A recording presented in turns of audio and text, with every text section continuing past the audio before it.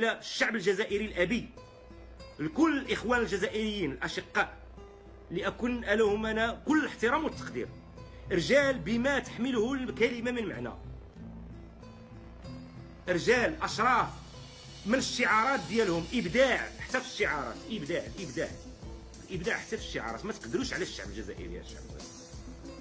فلذلك تحيه الى الشعب الجزائري الابي الشقيق، وكنتمنى الشعب المغربي يحدو حدواه ويدير غير الربع من اللي دار، وإلا ما غيقدش غير يسكت وما يبقاش لسانه طويل على خوتو الجزائريين، لان برهنوا على انهم رجال اكثر منكم، رجال ارجل منكم واشرف منكم، وما ما ما, ما عندكمش، ما كاينش وجه المقارنه بينكم وبينهم.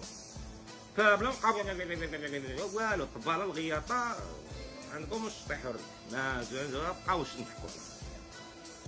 فلذلك الا ما سميتوش غير سكتونا من الصداع، بلا ما بقاو تهاجموا الجزائر بلا ما غير سكتوا ولبدوا وريحوا وخليكم في العبوديه ديالكم، غير جلسوا. ثم راه بحال هذاك اللي خرا وجلس على خريته، حاشا السامعين، عرفتي هذاك اللي خرا وجلس على الخريه ديالو، راه هما نتوما المغاربه، هاد العبيد هادو.